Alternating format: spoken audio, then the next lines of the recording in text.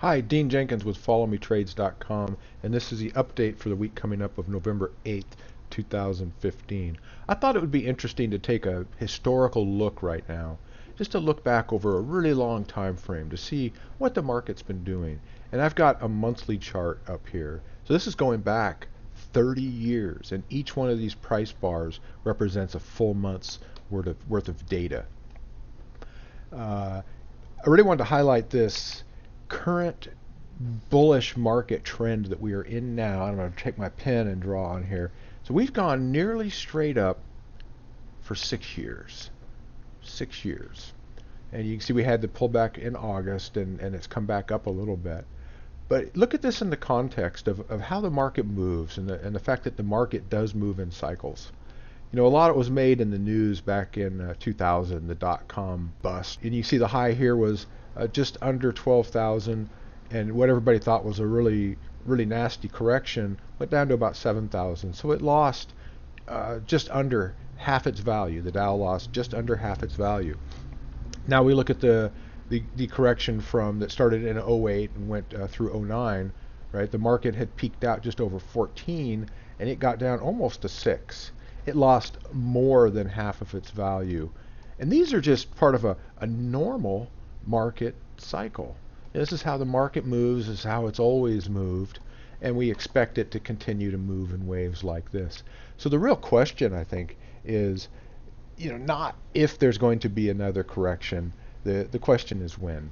And it certainly looks, just if you look at this chart, that could be coming. That's not a doomsday scenario or anything. That's really just part of a normal, healthy market cycle. And it really looks, all signs are pointing to the fact that, you know, another decline is imminent. You know, would we go make new highs before that happens? Maybe. We're going to drill into some shorter term charts here in a minute, but maybe it'll go make some very minor highs, but it would be unrealistic to think that it's going to shoot way up, you know, maybe up to 20,000, but even that would be a stretch. And there's a lot of signs that it could be turning around right now. And, you know, where would it go? If it were to just have a normal, healthy correction, I can use what are called Fibonacci retracement lines. I can put them on here. And so a normal, healthy retracement would be right into this zone here, right between these blue lines into this area, which would be 13,750 down to 1939. So that, you know, that's a loss of about 17 or about 7,000 points from 17,000. That's a substantial drop, and there's really no reason, I don't think, to be a buy and hold investor and to, you know, unless you got a really long time frame, you got, you know, 15, 20, 30 years out in front of you. I don't think there's a real case to be made for, you know, sitting through this kind of correction and waiting for, you know, another market cycle up. If you got good information, you can get out. You know, you'd be better off just sitting there in cash and then wait until the reality of the charts tells us that a new bullish market has begun and get back in. But there's also ways you can make money on the downside too, and I've talked about those before, and I'll continue to update it. But these down cycles are more dramatic, and they happen much faster than the up cycles. So we can make, you can just see, you know, the time it takes to make the up cycles is 2 or 3 times longer than the down. And so we can make really good money on the way down, and we can make good money on the way up. And there's just no reason, I don't think, to sit through these. So I'm going to go ahead and drill in now and look at the current market on a shorter time frame. So here's a daily chart. Every price bar here now represents a day. So this is, you know, quite a magnification from that monthly chart we were just looking at. In previous updates, I had said there was a 2-step process that, you know, I still think we're in a bear market, that the correction has begun and will continue down. I said that thesis would be wrong if 2 things happen. If first, this dotted green line, if price went above it, well, that obviously happened. And then I said there's this trend line right here, this red trend line. And I said if prices break through that, if they close above that in a meaningful way, then my thesis about the bear market starting would be wrong, and it might go on to make new highs. So something's really interesting is happening here, and I'm going to zoom in a little bit and show you what's going on with this trend line, and I'll just magnify this a little bit. Just really want you to see this closely and clearly. Look how prices are hovering right here at this trend line, and there's some indecision in the market.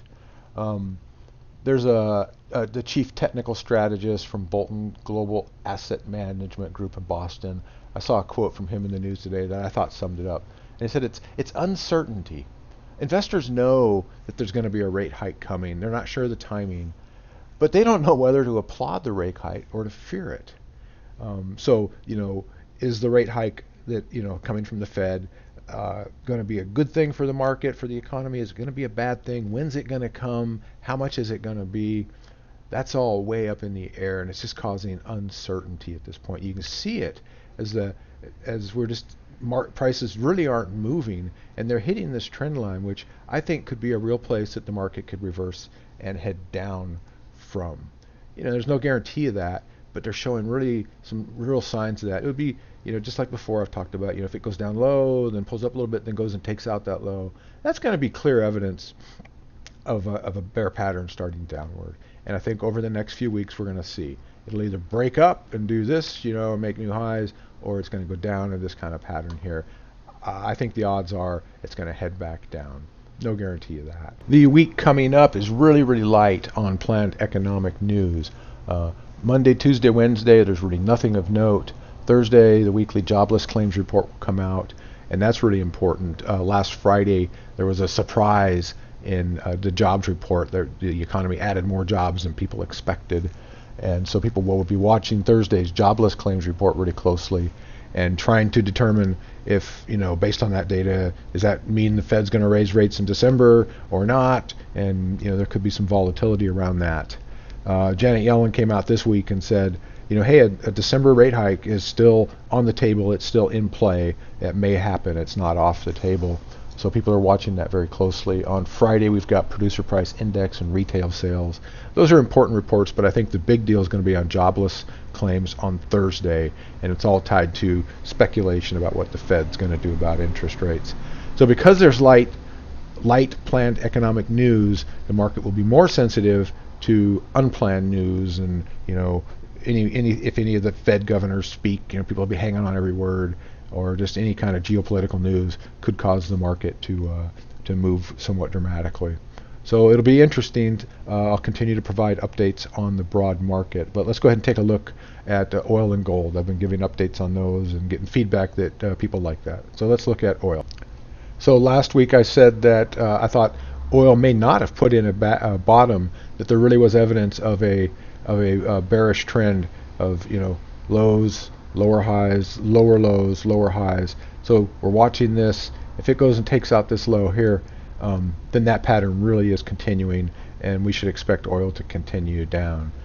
This alternatively could jump up and do this, and maybe it'd be heading up in a retracement area. But for now, the pattern's down. The probability is down that oil will go on to make new lows. So we'll be watching and updating that. And here is gold. And gold, last week I had said it was kind of showing that signs that it might be starting a bullish pattern. At that point, it looked like we had a series of higher highs, higher lows, and it was down like this. And I thought maybe it would go up like this, but it's been pretty dramatic, and it didn't do that. It's gone like straight down, and you see you can gap down to here on Friday. Took out a couple of previous lows, so that's now indicating that gold may not have found a bottom, and even if it pulls up, it may go make new lows. So there's really no trade. There's no trades in oil or in gold.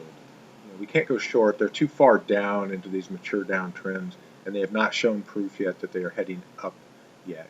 So it's really going to take the broader market, the Dow Industrials, the S&P 500, to resolve what trend they're in, and I think that's going to have a big effect, particularly on the gold market. So we just have to wait and see. When these trends do start, they'll be fairly dramatic, and there'll be some great trading we can do there, and some great profits. But we got to wait and let it play out. So that's the update for this week. Stay tuned. It's going to be interesting, and I'll continue to give updates. And send your questions as always. I like getting feedback answering questions from subscribers. So I look forward to that. Thank you very much.